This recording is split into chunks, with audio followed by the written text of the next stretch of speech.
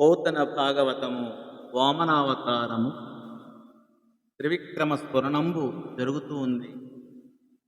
ఒక పాదంబున భూమి గప్పిది వేరొంటన్నిరోధించి ఎండొకటన్మీది జగంబులెల్లదొడి నుండుటిన్ విలంఘించి అట్టక బ్రహ్మాండ కటాహము పెటిలివేంద్రంబై పరుల్గానరాకొకడై వాక్ృగలభ్యుడై హరి విభుం గొప్పారె విశ్వాకృతిన్.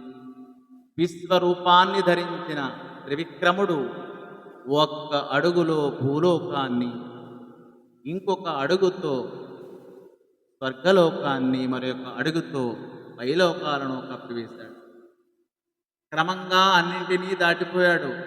ఆ మహారూపం పట్టకపోవడం వలన బ్రహ్మాండ భాండం పెట్టపెట్టలాడి రద్దలైపోసాగింది.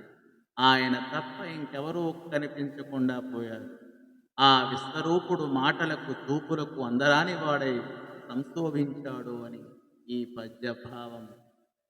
ఒక పదంబు క్రింద నుర్విపద్మమునంటి కొన్న పంకలవము కొమరు దాల్చే నొకటి మీద దమ్మి కొదిగిన తేటిన వెలసి మిన్నురు త్రివిక్రమమున. రాజా, విశ్వరూపంతో ఒక పాదం కింద ఉన్న భూమండలం పద్మానికి అంటుకున్న చిన్న బురద ముద్ద వలె ఒప్పింది.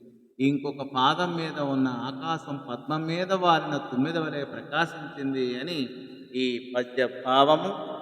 ధన్యవాదం.